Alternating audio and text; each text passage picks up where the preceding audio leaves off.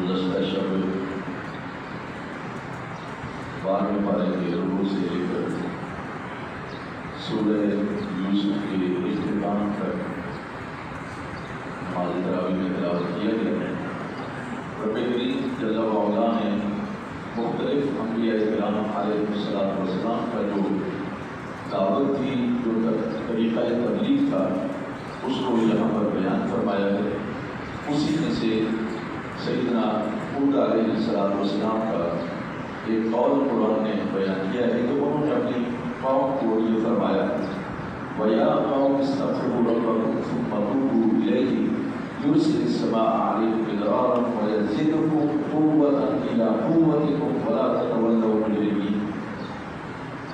انہوں نے اپنی قوم کو یہ پیغام دیا کہ اے میری قوم، تم اللہ تبارک تعالیٰ سے توبہ کرو، اس سے بخشش طلب کرو، استغفروا ربکم، اپنے رب سے بخشش طلب کرو، ثم توبوا الیہ، پھر اس کی طرف رجوع کرو، تو یرسل السماء علیکم مدرارا، اللہ تبارک و تعالیٰ تم پر موسلا دھار بارش نازل کرے گا، اور یہ بارش دراصل غلے کی پیداوار میں اضافہ یعنی معیشت میں استحکام لانے کا ایک ذریعہ ہے۔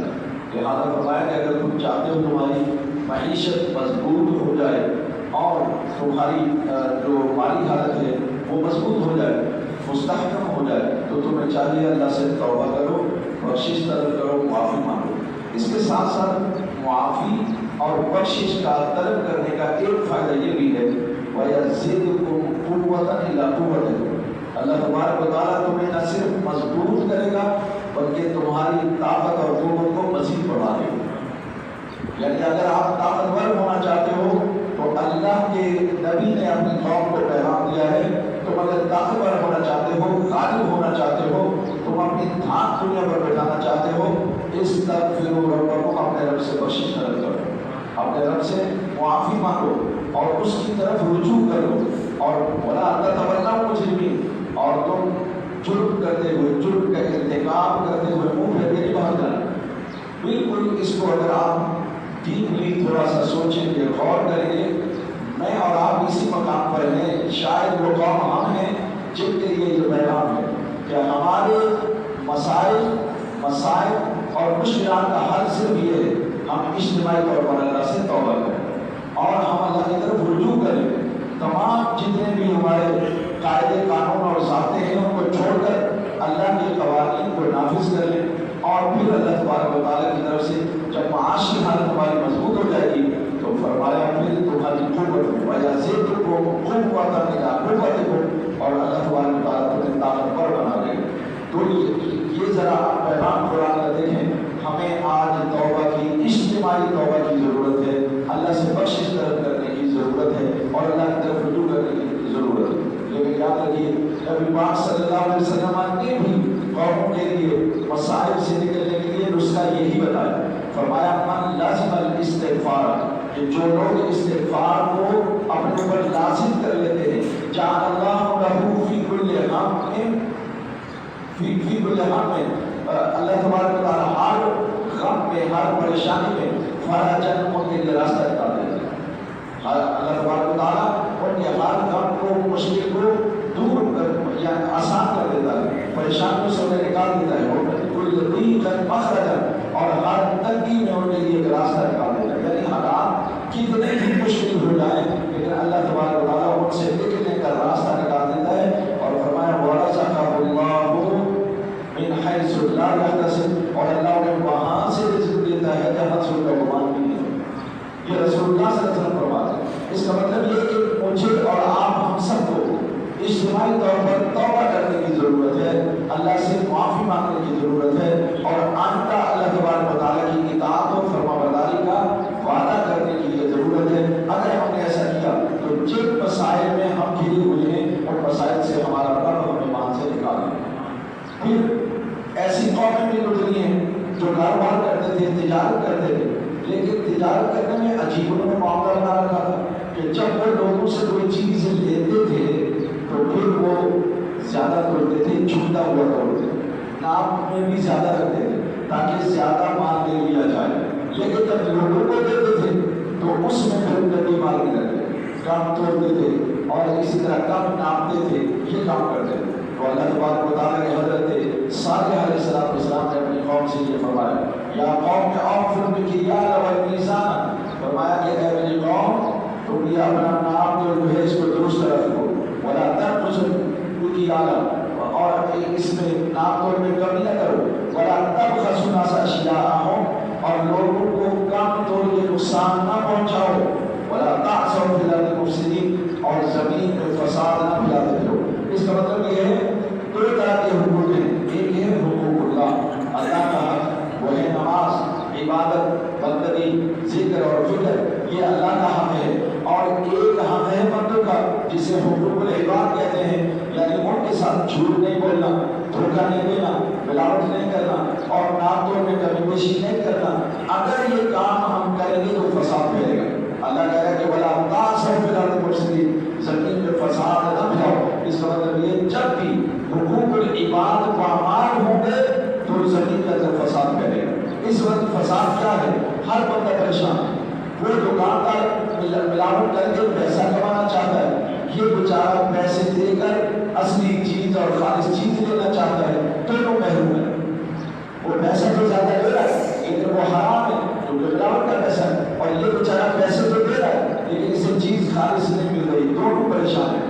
اس پریشانی کا علاج بھی یہ ہے کہ وہ بھی اپنے پیمانے ٹھیک کر لیں، ناپ توڑ ٹھیک کر لیں، اور ہم اللہ سے توبہ کر لیں، تو اس طرح سے ہمارا معاملہ جو ہے یہ اچھا ہو جائے گا، فساد ختم ہو جائے گا۔ یہ جو زمین پر فساد ہے، مہنگائی کی صورت میں فساد ہے، جان مال عزت و آبرو کے عدم تحفظ کا جو احساس ہے یہ بھی فساد ہے۔ یہ فساد بھی تب ختم ہوگا جب ہم امانت دار بن جائیں، دیانتدار بن جائیں، ناپ توڑ میں کمی چھوڑ دیں اور ہم پورا کر لیں، تو پھر یقیناً اللہ تبارک و تعالیٰ اس عذاب سے ہمیں نجات عطا فرمائے۔ پھر فرمایا وَلَا تَرْكَنُوا إِلَى الَّذِينَ ظَلَمُوا فَتَمَسَّكُمُ النَّارُ، فرمایا کہ تمہارا جھکاؤ کسی ظالم کی طرف نہیں ہونا چاہیے۔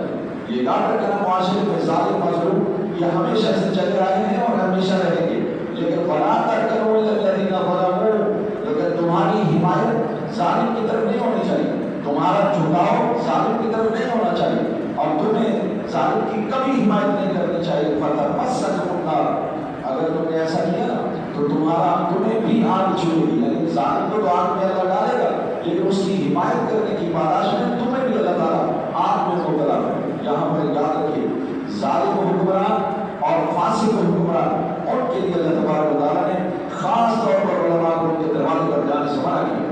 عام آدمی کو بھی کسی ظالم کے ساتھ نہیں دینا چاہیے، اس کے ساتھ اٹھنا بیٹھنا کھانا پینا سب اس سے دور رہنا چاہیے، ورنہ اللہ تبارک و تعالیٰ اسی آدمی آگ کو جلائے گا جس نے اس کو جلائے گا۔ ایک تو یہ بات، دوسرا یہ فرمایا وَأَقِمِ الصَّلَاةَ طَرَفَيِ النَّهَارِ وَزُلَفًا مِنَ اللَّيْلِ إِنَّ الْحَسَنَاتِ يُذْهِبْنَ السَّيِّئَاتِ، فرمایا کہ نماز ادا کرو طرفَيِ النَّهَارِ، دن کے دونوں سروں پر، وَزُلَفًا مِنَ اللَّيْلِ اور رات کے حصوں میں بھی، یہ نماز کا بارے میں اللہ تعالیٰ نے فرمایا۔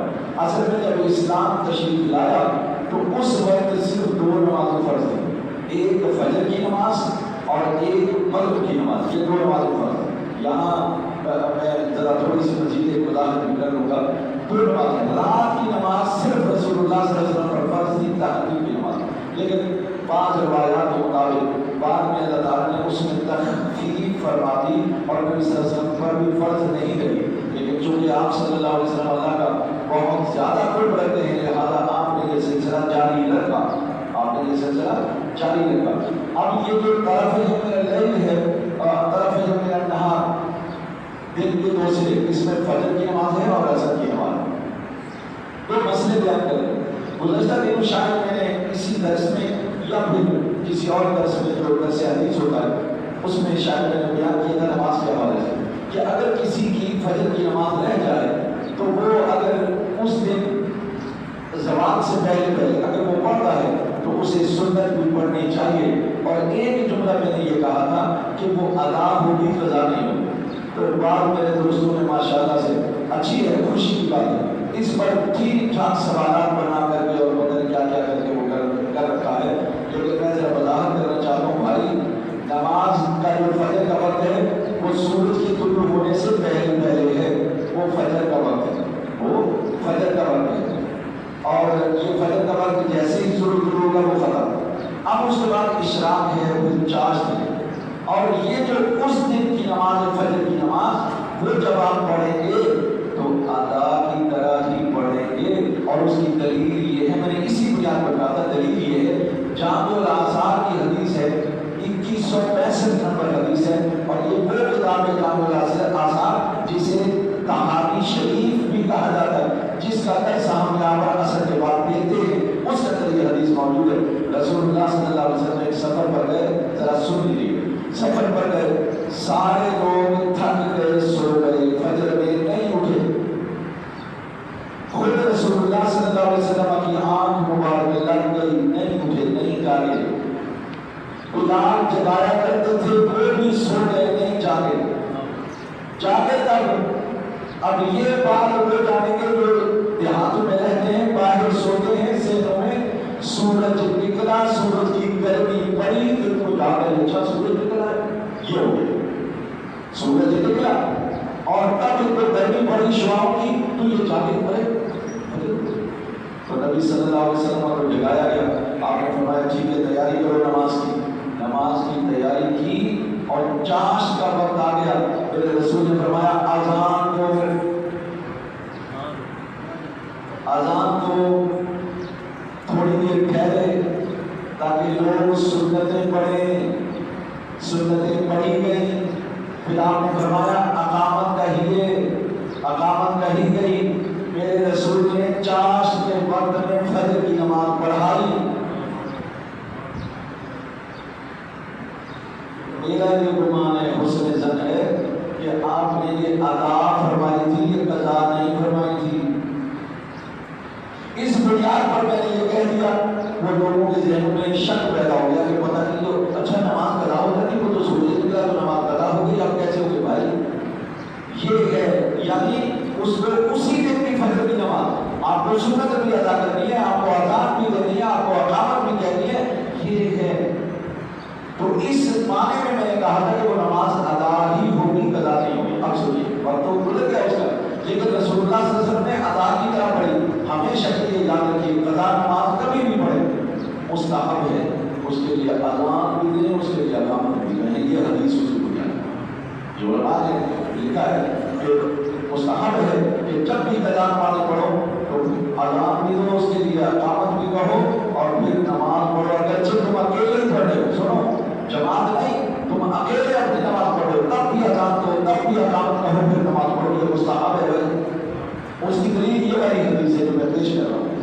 تو اس کا مطلب یہ آپ کو پریشان ہونے کی ضرورت نہیں ہے، مقصد یہ تھا وہ اللہ ہے، ثواب اس نے دینا، میں نے یا آپ نے نہیں دینا، میں اور آپ ہوتے تو ہم ڈنڈیاں مار جاتے اور قاعدے قانون لگاتے، لیکن وہ رب ہے، میرے مصطفیٰ کریم صلی اللہ علیہ وسلم نے نماز پڑھ کے بتا دیا کوئی بات نہیں، اگر رہ گئی ہے دیکھو میں نے یہ کہا یہ نہیں کہ تم نماز چھوڑ دو، عذر کی وجہ یہ عذر ہے، مرا ہوا انسان سویا ہوا انسان ایک برابر ہے، یا حدیث میں جاتا ہے کہ وہ ایسا ہی ہے جیسے کہ مرا ہوا، کیونکہ اس وقت وہ موجود نہیں ہوتا، تو ایسی ہی کیفیت میں رسول اللہ صلی اللہ علیہ وسلم نے نماز پڑھی تو وہ ادا ہی نماز تھی۔ اس بنیاد پر میں نے یہ کہا تھا اگرچہ وہ قضا ہوتی ہے لیکن پڑھیں گے کیسے؟ ادا کی طرح کی پڑھیں گے۔ ہاں زوال کا وقت گزر گیا، ظہر کا وقت آ گیا، اب سنتیں نہیں پڑھی جائیں گی، اب سنتیں نہیں پڑھی جائیں گی، اس سے فجر کی سنتوں کی اہمیت بھی واضح ہوتی ہے، فجر کی سنتوں کی اہمیت بھی واضح ہوتی ہے، لہٰذا یہ بات بھی آپ نے یاد رکھنی ہے۔ اور دوسرا یہ کہ تہجد کی نماز،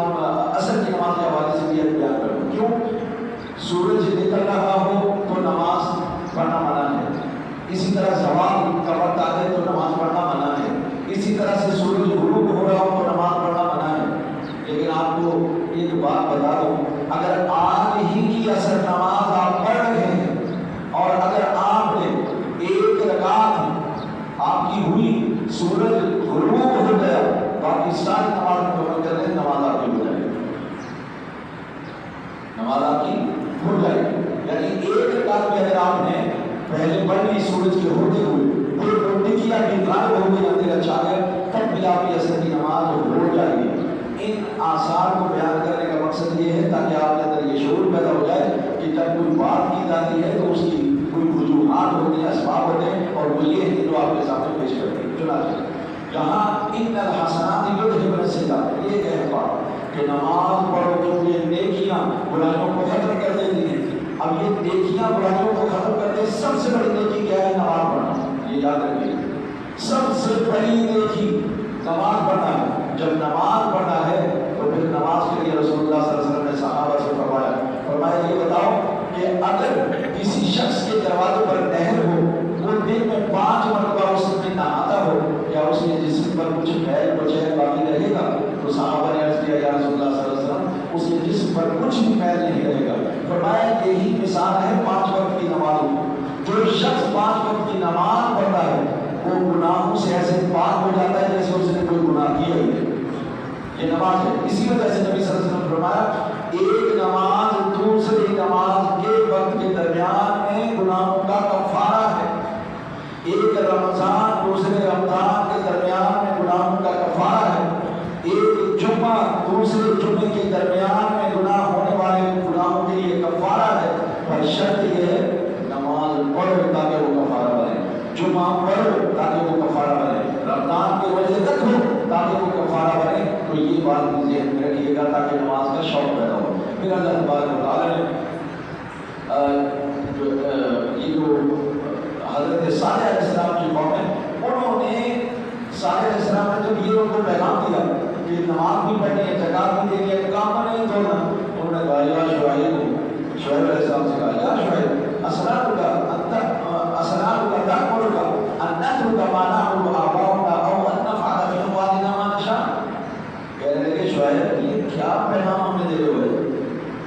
تیری نماز یہ تو ہمیں کہتے ہو نماز پڑھو نماز پڑھو. یہ نماز ہمیں یہ حکم دیتی ہے کہ ہم جو مال ہم نے کمائے ہیں اپنی محنت سے کمائے ہیں اپنے فن سے ہنر سے کمائے ہیں اپنی مہارت اور قابلیت کی بل پر ہم نے کمائے ہیں. آپ چاہتے ہو کہ ہم ان مالوں میں کم بھی نہ تولیں اور پورا بھی نہ تولیں اور ہم یہ کبھی بیشی جو آپ ہمیں بتائے اور اس میں سے زکات بھی کریں. یہ آپ کا نماز یہ کہتی ہے.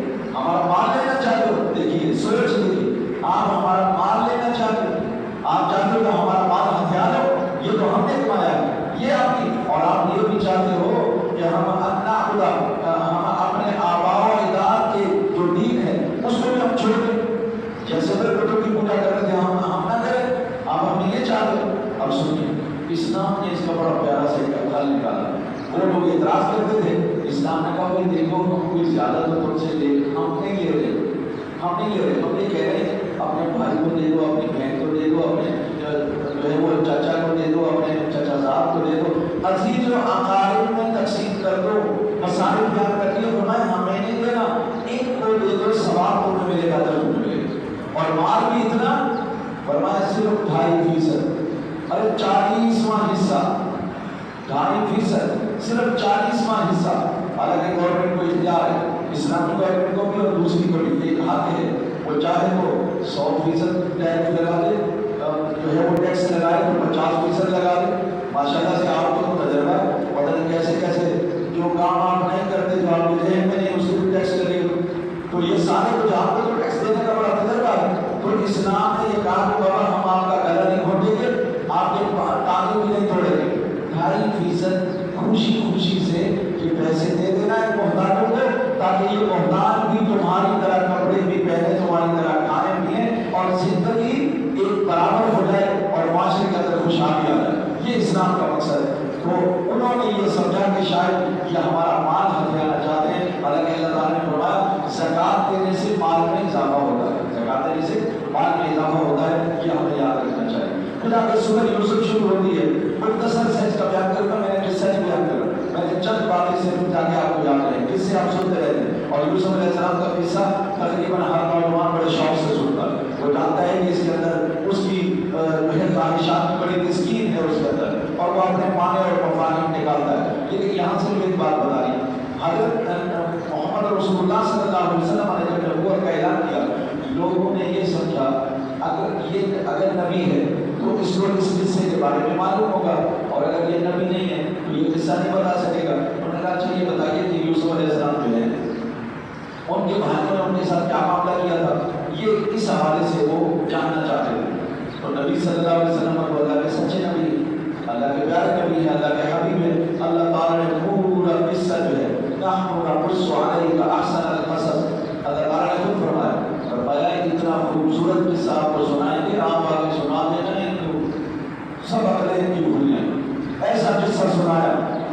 اختصار بھی ہے، جامعیت بھی ہے، اور اس کے اندر معنی بھی ہے، مفہوم بھی ہے۔ لہٰذا نبی صلی اللہ علیہ وسلم نے یہ قصہ کو سنا دیا، ان کے منہ بند ہو گئے۔ جس کو مانا تھا مانا، جس نے نہیں مانا تھا وہ نہیں مانا، لیکن آپ نے ان کے منہ بند کر دیے کہ میں اللہ کے نبی ہوں اور میں جانتا ہوں کہ یوسف کون ہے، اور ان کے باپ کا نام کیا ہے، ان کے دادا کا نام کیا ہے، ان کے پردادا کا نام کیا ہے، اور ان کا دین کیا ہے، وہ کہاں تھے، یہ سارے قصے جانتے ہیں۔ لیکن یہاں پر ایک ہے کہ فصبر جمیل ایک لفظ استعمال ہوگا۔ جب وہ یوسف علیہ السلام کے بھائیوں کو لے گئے تو ان کو کنویں میں گرا دیا، چھوٹی موٹی ایک بات بنا کے لائے اور کہا کہ ابا یہ اس کی قمیض دیکھیں، اس کو بھیڑیا کھا گیا، ہم تو کھیت میں مصروف تھے، بھیڑیا کھا گیا۔ اچھا ان خدشات کا اظہار یعقوب علیہ السلام پہلے کر چکے تھے۔ اچھا اب یہ اس پر ہم نہیں جانتے کیونکہ ہمیں کام کی باتیں کرنی ہے، وہ یہ جو سبق ہے ہمارے لیے، سبق تو سارے ہیں لیکن ہمیں قصہ نہیں سنا کیونکہ ہم تو یقین کرتے ہیں کہ یہ قصہ ہے۔ تو فصبر جمیل، اللہ حضرت یعقوب علیہ السلام نے ان کا جب یہ بہانا سنا تو انہوں نے کہا کہ یہ تم نے اپنے پاس سے بنا لی ہے بات، ورنہ ایسی بات ہے نہیں، لیکن اب اللہ المستعان کا اللہ ہی مدد کرنے والا ہے۔ جو تم کہہ رہے ہو نا اللہ المستعان علی ما تصفون، یہ جو تم نے بات گھڑ لی ہے، بنا لی ہے، میں اس پر اللہ سے مدد چاہتا ہوں، اللہ ہی مدد کرنے والا ہے۔ فصبر جمیل اس سے پہلے الفاظ ہے، کہا کہ اب صبر ہی کیا جا سکتا ہے، اس سے اچھی بات اور کیا ہوتی ہے۔ یہ الفاظ ہیں فصبر جمیل۔ جب انسان عاجز آ جاتا ہے، جب انسان عاجز آ جاتا ہے اور کچھ کر پانے کے قابل نہیں ہوتا تو پھر ایک بات ہے جو اسے حوصلہ دیتی ہے، وہ اللہ پر توکل اور بھروسہ، اور اس وقت یہ پیغمبر نے کہا فصبر جمیل، بس اب تو صبر ہی کرنا بہتر ہے، اور اللہ نے اعلان کر رکھا ہے واللہ مع الصابرین، اللہ صبر کرنے والوں کے ساتھ ہے۔ یہ بات سیدہ عائشہ صدیقہ رضی اللہ تعالی عنہا ام المؤمنین، جب ان پر لوگوں نے، منافقین نے تہمت لگائی، ان پر تہمت لگائی، رسول اللہ صلی اللہ علیہ وسلم تشریف لائے اور آ کے عائشہ رضی اللہ تعالی عنہا ام المؤمنین سے فرمایا یہ بات میں سن رہا ہوں، یہ بات میں سن رہا ہوں۔ انہوں نے ایک جملہ کہا واللہ انی لا اجد لی ولا الیکم، انی لا اجد لی ولا لکم مثلا الا ابا یوسف۔